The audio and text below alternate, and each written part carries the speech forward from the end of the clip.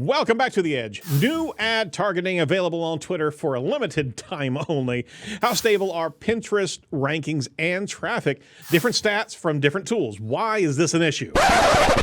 Oh, and Obsolete Sounds. You're listening to News from The Edge for the week of November 28th, 2022 here on Edge of the Web Radio. From the Edge of the Web studios, here's what we're looking at this week. We finally got it out of the garage on that one, right?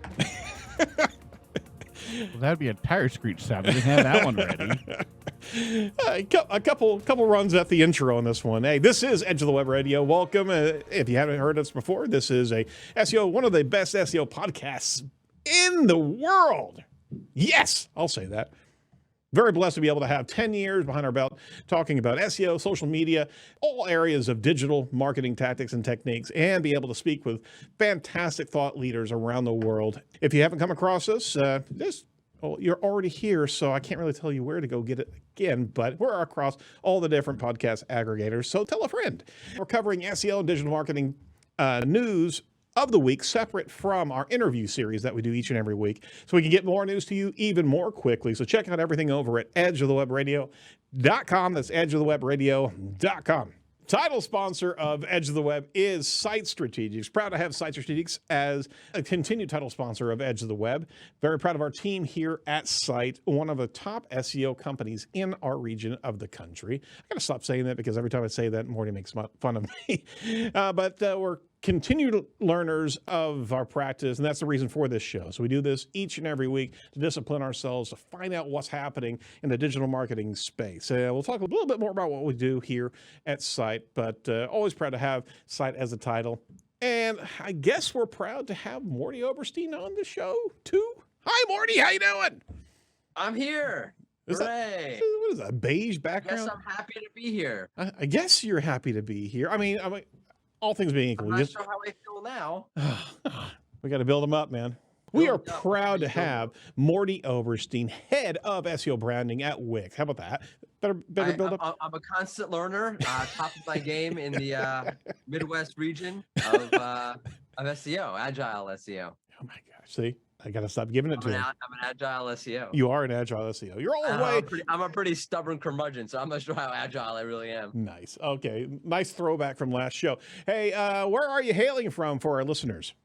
From my office, which you can't even see. I'm like showing you. I have a Zoom background. Nothing. Yeah, you got a Zoom. I forgot that I had a Zoom background going on. Nothing going on except just beige background. For everybody who's listening, Morty's over in Israel with Wix. Been there for a while. I live at Wix. You do live at Wix. What's going on at Wix? Overpass. So Natty throws you a breadcrumb every once in a while as he drives to work? Not whatever. That's starting We don't talk about him. Well, what is going on at Wix? Can we talk about anything? Yes. All right, tell me. What would you like to know? Anything that's going on at Wix? Anything at all. Yes. Next week, we're little tease here. We're releasing a new product, hopefully next week. Yeah. Reorganizes some of the tools for you. Integrates with a very popular data set. Well, for every Wix user. Oh, okay, gotcha. Yes, but integrates with some nice data. You'll get more data from a data provider, the data provider of all SEO data providers. I'm hearing a GSC in the background there. Who knows? Wait and see. Who knows? I know, but you don't. No. Who knows? I got to find out now. Okay, who knows if advertising is going to be around on Twitter in the near future? Who knows if Twitter's going to be around? Exactly. From social media today, Twitter launches new ad targeting options, including advanced website conversion optimization. From Andrew Hutchinson over at Social Media Today, just before Thanksgiving, Twitter announced some new ad targeting options, which look kind of similar to its existing ad goals, but with some important differences. So if you've been familiar with Twitter advertising, they've added a little bit more insight into similar audiences. So now you can actually target add to cart, purchase, register contact information, and subscribe conversion opportunities, so to speak, basically getting your ad in front of like audiences that also have those similar types of performances. All things being equal, it's not that big of a shift because before that, Twitter advertisers had been able to optimize their campaigns with link clicks, site visits, and conversions. And on top of that, within conversions, you could also see page view, content view, add to cart, and purchase. What's different? Actually, they're bubbling up all of these to the top to make a good deal more simple navigation of finding your audience that you're really looking to actually access. So really, they haven't done that much. However, they're working on some better tools to be able to articulate to that advertiser where the audience could very well be. They've done a few things to improve campaign objectives, but here's my take, why I brought this to the table here. In the midst of a deluge of developers leaving the ship, leaving Twitter, are you really going to tool around with your advertising tools right now? Aren't you trying to stabilize the entire bloody platform so it doesn't fall apart at the seams? Maybe this is the right play. Maybe going after better advertising tools for the remaining advertisers that are on Twitter is the good strategy to go after. What do you think, Morty? I think that might be a great thing to work on. I think the fact that you're questioning what he's doing in terms of priorities is a great question. However, you're dealing with this dude. So who knows what he's thinking and like what his priorities are. Clearly his priorities are not in order. No, I don't think so. I don't think so. No. They've also... Surprising? No, not surprising. They've also launched dynamic product ads, which enable advertisers to showcase more relevant product to the right customer at the right time. So they're trying to kind of rebuild their Twitter advertising audience. We don't have any numbers on how many advertisers have left or profess that they've left, but Elon Musk also rolled out a new presentation deck on the numbers that are happening right now. Don't have this in the news, but is a kind of the future of Twitter. And he's claiming like 2 million new users a day are actually signing up on Twitter. Who the heck is doing that right now? I don't even know. It makes no sense. And on a more serious note, yeah, if you want to fix the platform, I understand they're going to need to figure out revenue.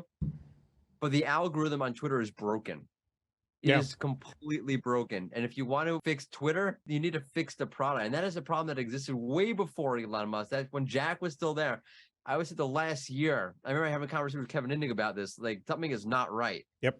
In the algorithm. And you could see this where there are people I interact with all the time. They do not show up in my feed. I have to specifically go look for them. It's super annoying. It is. Fix the product first. And he actually did show some slides regarding how hate speech volatility is actually starting to calm down now. And we have no idea what he tooled or untooled, right? Because we certainly know that there was some features in there that were screwing up the algorithm. Just make stuff up. I was going to say, I don't think he has any idea either. Put it into a deck. If I put it in a PowerPoint presentation, that means it's real, official. right? That's it, right? That's the rule. Put anything into a slide presentation. I'll tell you what, I'm going to put it into a deck. Who I'm married to. Show it to my wife. See? Oh, my Lord. Okay. Moving on. Hey, we're proud to have Site Strategics, not really tied to that previous comment, but to this entire show. Very happy to have them as the title sponsor of the show. We're pioneers in the agile digital marketing methodology, just like Morty abused earlier on. Our core specialties are technical SEO, entity SEO, as well as social media management and marketing, as well as many other digital marketing tactics. So everything. We're learners. We are. We learn. Wow. We're learners. That is verbal. That is verbal graffiti right there. You realize that? L is for learning. Go over, check us out, sitestrategics.com. I'm sorry, site. Let's get out of this spot as quickly as possible. All right, Wix. Let's talk about Wix. Evidently, we're going to talk about Wix today. No, here's the payback, Morty. Here's the payback. Is it payback for the record? Because I wrote this article months ago, and we finally released it. And I go, yeah, we're covering it. I'm like, wait a second, I'm not trying to remember all of it. Well, if it's in a deck, we can make it up as we go, right? I got it right here. It's in a deck. It's official. How stable are Pinterest rankings and traffic? Study done over at Wix by the Morty Oberstein. I'm going to tell you something, by the way. You read the title and you realize the whole article there. Yep. You know it's not going to be very stable. It's the first thing you know. If there has to be a study, there's a problem. Right. Who wrote that title? I don't know. Is it optimized? Stupid. Hey, George. I'm just kidding. It was George was saying. Jeez. We love George Wynn. Sorry that it was me. It wasn't George. It was okay, me. Fantastic. It's a good title. It makes sense. It's just saying what's going to come next. Dun, dun, dun. All right. So each month, the millions of keywords it ranks for bring in over 1 billion site visits from Google, says Morty. No surprise, says he, for many, leveraging Pinterest to bring visitors to the images they're hosting on social media platform is vital. All right. So we know what Pinterest is. We know that it ranks heavy in image visibility. Here's the deal. I'm going to kind of eclipse him for a second. The fact of the matter is that the URLs that are inside and ranking are constantly shifting. Pinterest doesn't really care about that. But interesting enough, Google does. But with everything, I'm just going to plow right through it. The neatest thing that I saw in the study was Google's keeping a space open for Pinterest, right? Right. So it wants Pinterest on the. So this is what long story short, diving into a bunch of algorithms, you always see Pinterest always comes up as one of these sites that's always fluctuating and whatever. But then it made me think, okay, but like, what about particular URLs? And you could see that they're swapping out. I'm like, oh, that's interesting. Pinterest as a domain is so powerful organically, but what about for you as a particular creator? If you're trying to you're throwing up we do this, right? Mm-hmm. Throw up your images onto Pinterest. You'll get traffic from the search engine itself, from Pinterest itself, but you could also get organic traffic from Google for the same thing. But how consistent is that? If I'm seeing that there's Google rather is swapping out those Pinterest URLs, right? As a domain overall, it's wonderful. But what about for you as a particular creator? And there it gets really murky because a lot of the Google gives a slot. Let's say ranking position number 8 is given for Pinterest because it hits that user intent, and Pinterest is a authoritative site to get that from. Great. Number 8 is going to be Pinterest, but it's not the same URL the whole way through. And it's shifting constantly. So your study actually showed 57% of the time, Google's not using the same Pinterest URL on the SERP over the course of a month that you did actually the study, right? Right. And there tends to be a more dominant URL and then a bunch of URLs that it's testing all the way through the month. Got it. But along with that, you also did a study on the types of intent in the clusters of terms or concepts around the more stable URLs. So can you unpack that a little bit? Yeah, that's kind of intuitive, right? So products or images or whatever you want to call them that are a little bit more obscure. I forgot some of the terms I use in there. Those are pretty stable and kind of think of it as like a long tail keyword. It's a long tail Pinterest product. If that makes sense. Consistent in the space. It's not as competitive. There aren't as many of them. Google's leaving that alone for the most part. But when you get into those sort of top level, short tailish, very popular kind of things, then Google's swapping it out. Hey, we got a whole bunch of Pinterest URLs here. Let's swap them all out. So I'm kind of interested in your search pattern here. I forgot one point. Sorry. Yeah, go ahead. And then Google will typically tend, if it's showing pins, it'll swap out other pins. If it's using boards, right? Because a pin is you a particular images, then you have these collections called boards of all these images. Right. If Google thinks the intent is, let's have a board of all the different images from Pinterest on this board that you can peruse through, we'll swap out one board for another board. If Google says, let's show a particular picture, a particular pin, when they do the swapping, they'll typically swap another pin for another pin, but not a board for a pin or a pin for a board. As a rule, it does happen. I just went down the Pinterest wormhole. My gosh, you did. I'm just trying to track. See, if we're playing bingo out here on Pinterest naming. Finkel is Einhorn. Einhorn is Finkel. Finkel is Einhorn? Okay. I gotta look at. I gotta look at these queries that you actually look up here. I'm getting a mental picture here. You had puppet makeup, then you had laundry room storage, and then screaming needle. Right. So those are I'll call them like long tail. Like those very. These are more stable, but I mean, just think about this puppet that has a screaming needle coming out of in laundry room storage. I'm just thinking the Pinterest image that would come up for that. We should actually put that into AI graphics and see what the hell comes up. The board belonged to the guy from Jigsaw. Conversely, keywords that we're seeing between 10 and 15 swaps were world map, watch, silver bangle cat, vintage windbreaker jacket, e-com right there that's bouncing all over the place, brick, paint colors, and old lady costume. Really? Yeah, and by the way, Everybody. That's a particular favorite of mine. It's a trending thing. There are these really powerful keywords that Pinterest. I think one I was looking at the other day was Florida map. So Pinterest ranks number 3, and it's an image that goes to not Wikipedia. I think it was like Wikimedia, something like that. Search volume on that keyword, I think, is 300,000 a month. Wow. Okay, like you can get a lot of traffic from Google to your Pinterest boards. Absolutely. All things being equal, not leveraging your Pinterest boards from a private or a corporate perspective. I mean, it's a space where you could truly get some good visibility, good viability of your kind of omni-channel push, right? We do it at Wix. We try to like throw stuff up on Pinterest where it's there anyway. You might as well repurpose it. Screaming needle puppets. Yep. Hey, that's what you got. That's what you got. All right. Hey, if your link building is overwhelming to you, you're not alone. Unsure where to start? Well, link building can actually take a back seat, even though links are considered a major ranking factor. The experts over at Page One Power are here to help. Sign up for a free 30-minute consultation to jumpstart your link building strategy. The consult will actually help you discover your target audience. It could very well be Pinterest building. How about that? You could actually get some links coming in. Well, never mind. The consult will actually help you discover different target audiences and what type of content that can help leverage links and outreach tactics proven to help obtain backlinks. So sign up for a free consultation over at edgeofthewebradio.com/page1power today. All right. Now check this out. We want to jump into a couple articles here real quick just to get into the fracas. Here it comes. All right. So from Search Engine Journal.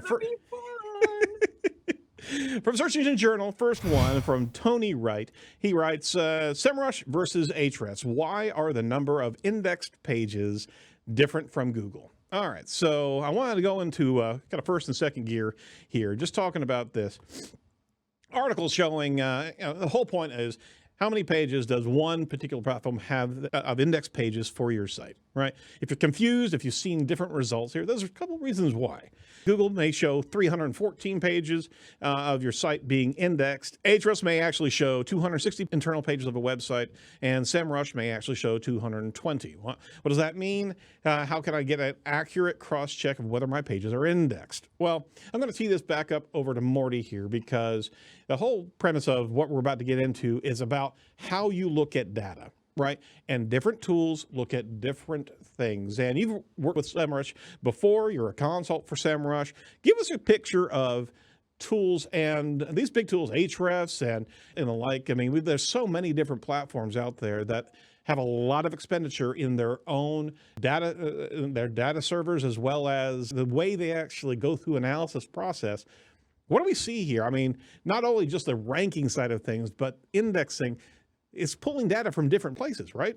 Yeah. Okay. So first off, good job by Search Engine Journal, by the way. You'll see why in a minute. But capitalizing on a very hot topic by writing, I don't think it's an accident. All of a sudden, no, absolutely. Nowhere, right? Because it sounds pretty obvious what he's saying, and it's like, yeah, the data in the tools is not going to match Search Console or Google Analytics. It's an algorithm they're mimicking.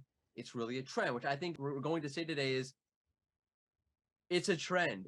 The data providers are giving you a ballpark kind of picture of, directionally speaking, where the site is at and headed. That's it. It's not empiricism. It's not absolute, right? No one claims that. No one. If you look inside of the SEMrush, it's called estimated traffic. Yep. And what they do is they're taking multiple data sources.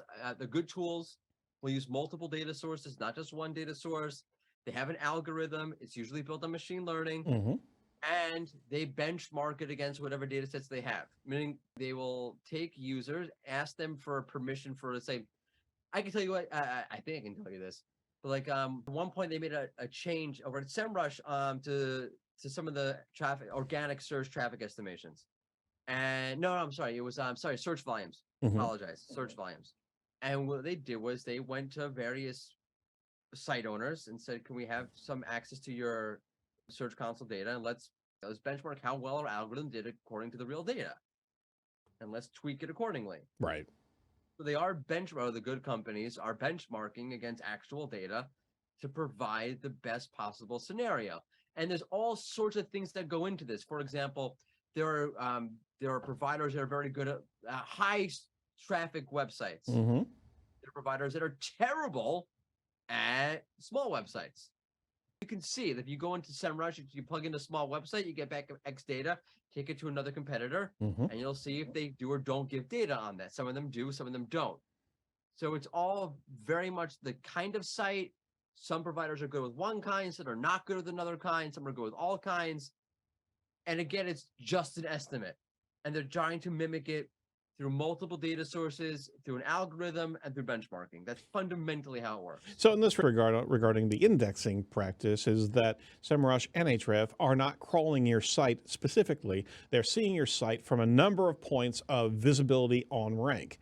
Right, so they're actually trying to figure out click-through rank based on a whole bunch of factors, right? Because click-through rate is not as simple as it actually is. So there's a lot of complexity that goes into it. You won't see a site really indexed with a number of pages if it's brand new and it's not ranking with a level of visibility. So as the site gets more seniority and more value and authority in the place, it's going to have a larger picture because it's ranking more often on these different clusters and different terms. So there's an optics thing. The whole web either. Right. No, there's an optics thing. Who could possibly scrape the whole web? It's crazy. Couldn't do it. And even Google is not going to give you the full index. And on top of that, Google's also choosing not to actually index as much as you would expect. Google's not giving you the full data either, right? No. Let's say in Search Console, they talk about this. There's anonymization. There's clustering, for example, right? So they'll combine two very similar keywords. They'll get combined into one keyword. Go to Google Analytics. Look at all that direct traffic. Absolutely. None of the data is exactly accurate. They're scrubbing out Google Analytics. They're scrubbing out what they think might be bot traffic, right? Mm-hmm. For example, you'll have like in your CMS versus Google Analytics, let's say Wix Analytics versus Google Analytics, it'll be different. Absolutely. So all these tools are not empirical. They are trends, they are core samplings, and we also know that GA4 is going to be even more of a sampling of user behavior without a level of breadth and the third-party tools are going to be not close or I'm sorry, not as close as what Google's going to be or what your CMS is going to be. Like Wix is pulling the server logs. Like we know exactly who's hitting, who's coming because it's our servers. Right. Nice gratuitous plug there. So the deal here is that inherently have a schism.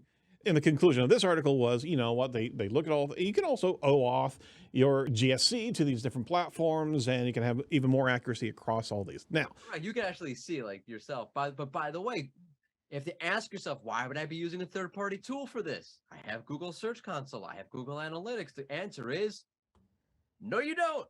Not for your competitors, you don't. That's true. You don't. You have to see it from these third-party tools. So you have to somehow figure it out. And it's going to be, for lack of a better way of putting it, kind of your best estimation. And there's our segue into our next article regarding this. This is a little bit more of a challenging, bit of a fracas here from Sparktoro by Rand Fishkin. Which third-party traffic estimate best matches Google Analytics? Sparktoro acquires some metrics, he says, from 4 providers of traffic estimate data, asterisk, SEMrush, Datos, SimilarWeb, and Ahrefs, and compared these against Google Analytics reported numbers. Okay? That's where it started. And boy, has a hornet's nest been flying around regarding this information. And what really kind of bubbled up to the surface here was the preamble that we just did here is they're estimates. They are not levels of accuracy that you can truly pit one against the other, because if you don't know what you're measuring from each respective tool, it's not an apples to apples. It can literally paint a completely different picture than what you were intending. So long story short here is Ahrefs got the short end of the stick, so to speak, with a level of accuracy that matched volume that they knew from Google Analytics. Again, not a full measure of data, by the way, even in analytics.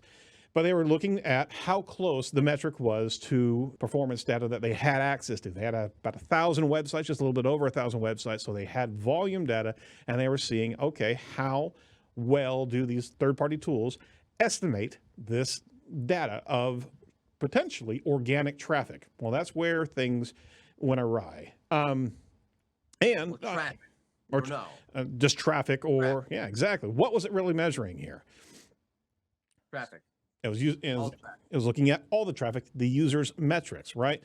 Which purports to measure what the product once was called unique visitors. They found the metric lines up best with these third parties. Well, if it's just user metrics, it's not search metrics. And that is the first step right there, is that Ahrefs and SEMrush and other platforms measure different traffic than user traffic, right? Well, it depends, right? For example, in Ahrefs, as I'm sure we'll talk about, because Patrick Stocks was not a happy camper for good reason, in my opinion. They're looking at just organic. In SEMrush, for example, and I actually pointed out to Rand on Twitter, he didn't bother to reply to me. It depends what you're pulling.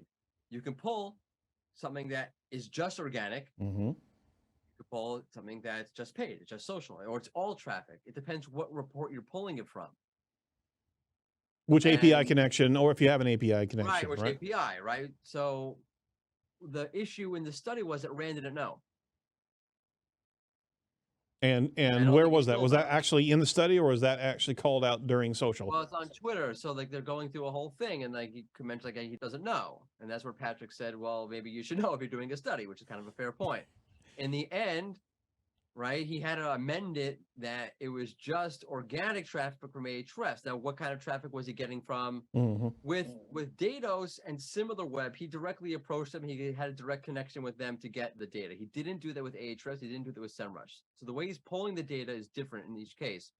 So I'm sure he knew what he was getting with SimilarWeb and Datos because he was asking them for it. And with SEMrush and Ahrefs, he was pulling APIs, and I'm not sure he knows which APIs he was pulling exactly, because in the end, I don't think he didn't mention which one from SEMrush, and in the end, it was just organic traffic from Ahrefs. So now he's comparing, let's say, SimilarWeb and all traffic to just organic traffic from Ahrefs, and instead of pulling Ahrefs out, which he should have done, in my opinion, he put it in there with a caveat. It's like the Barry Bonds home run record. Oh, he has a record, but with an asterisk.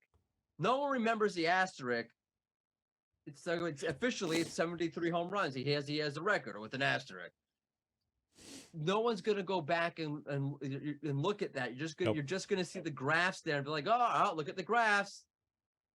That was the biggest thing right there. Readers are not that discerning. I don't think that was fair to Ahrefs, to be honest with you.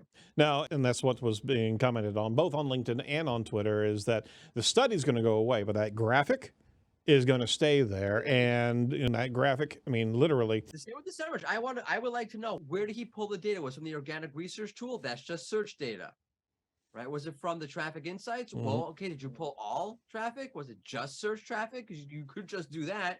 There's all different ways to pull the data. How did you pull it? If you don't know, I don't understand how the study was done. So part of the segmentation of this analysis was against sites that had over 250,000 users, sites that had 100,000 to 250, sites that had 50 to 100,000. Just like you were talking about before, some tools get it wrong on heavy traffic sites. Some tools get it wrong on much more smaller sites. So even the segmentation was going down to less than 5,000 users.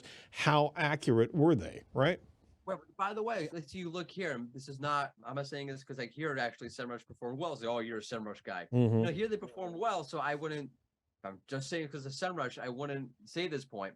But one of the problems I had with the study was it only looked at 641 sites, which is not a lot.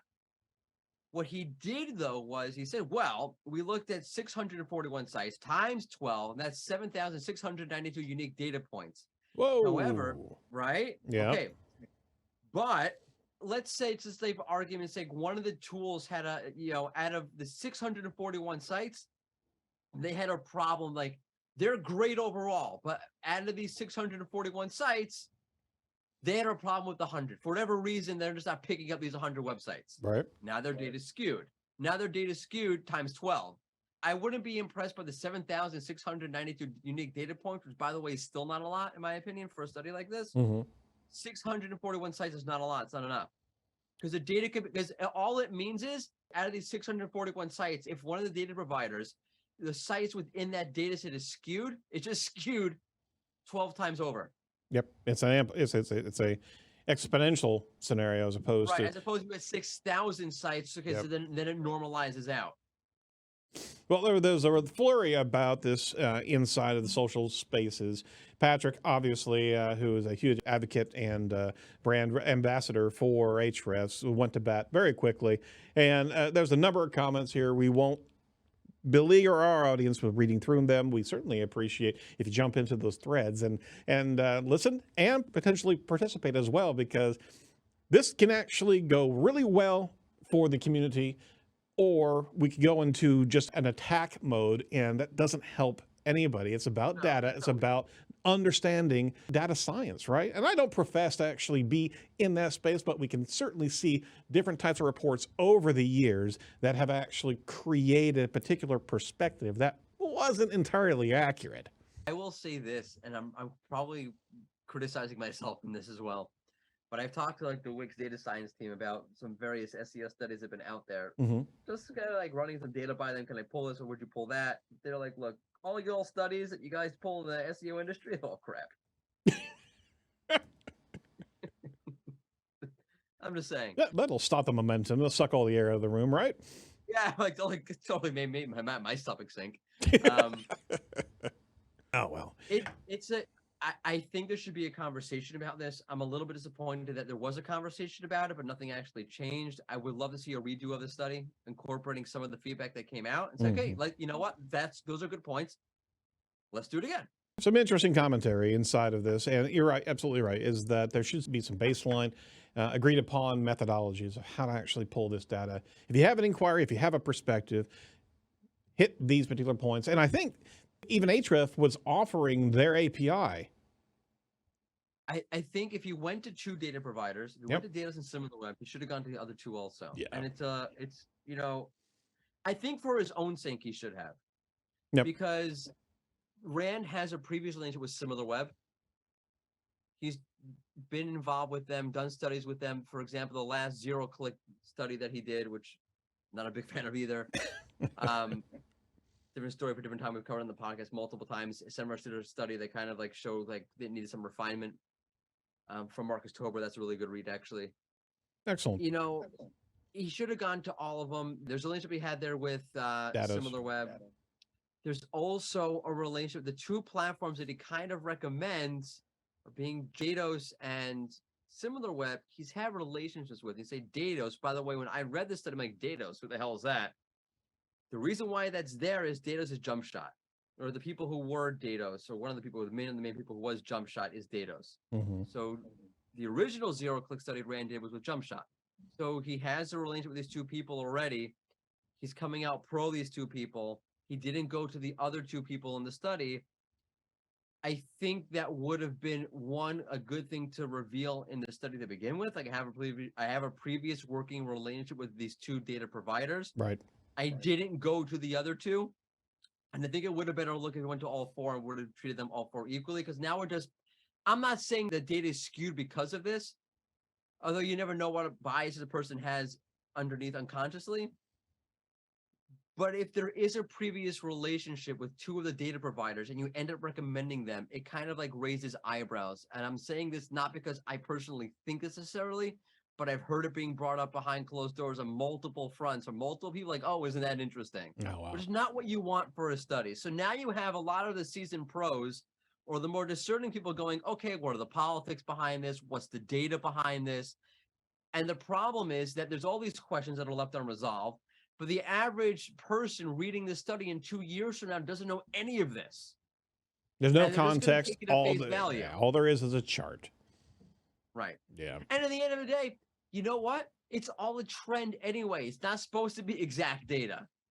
Exactly. So if you actually want to shift it and actually see, exactly, if you want to see the trending and actually see how close they are in trending perspectives. Yeah, I would have liked that discussed a little bit more explicitly because again, the average person who's going to read this, who may not be, let's say they're new to SEO, or they're new to digital marketing, they're new to all of this kind of stuff, is going to look at it and be like, well, my tool needs to be exact. And that's not how it works at all. So kudos to Tony Wright and SEJ for writing that article, for capitalizing on what's hot right now, but actually for offering the good advice that should have been more explicit in the study itself.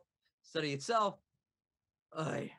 Oh, well, we gotta tie this one off. Certainly, as long as Twitter's around, you want to jump in there. I'm sure the conversation is going on in Mastodon as well. So jump over there, and if you're a proponent of this type of evening of the playing field and data, jump into the threads and give Patrick some support.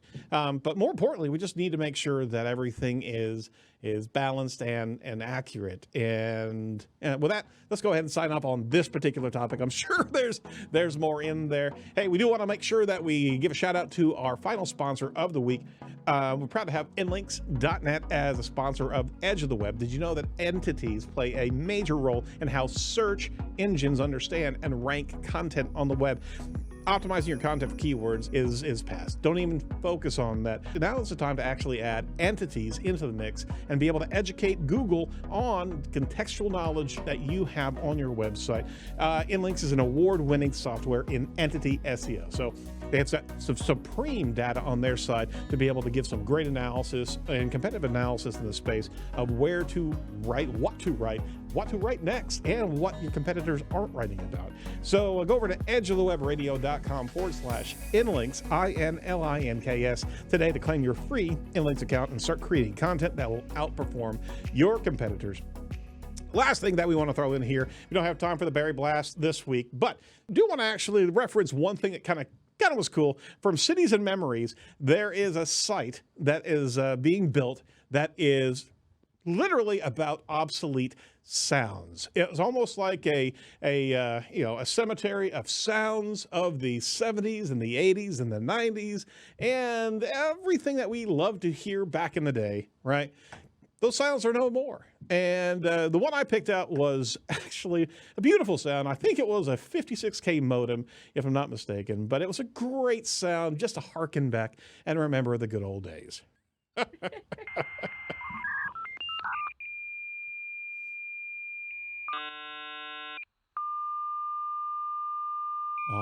See? Isn't that wonderful?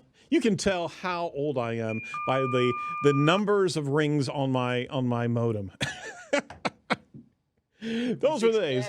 56K. 56K right there. I mean, I literally could tell the different speeds that were out there back in the day. But it's a neat archive.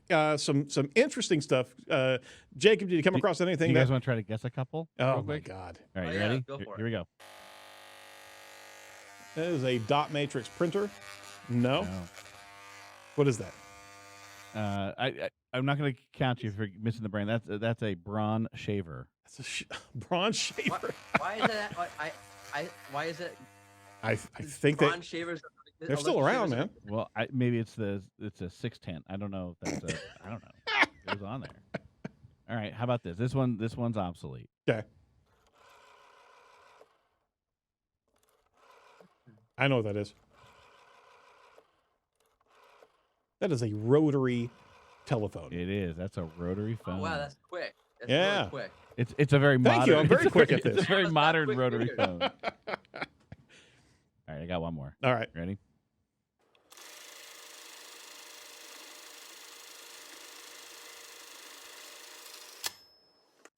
Oh. The ding at the end threw me that's off. a cash register. It says it's a camera. Yeah, it sounded It like must be it the sounded like a film- must be the 35 film. millimeter Yeah. camera. Yeah. Yeah, Yeah. I wasn't ready for the ding either. That threw me off. What, typewriter? Also, it's a very because when it's your camera, it wasn't so loud and it was slow. Yeah.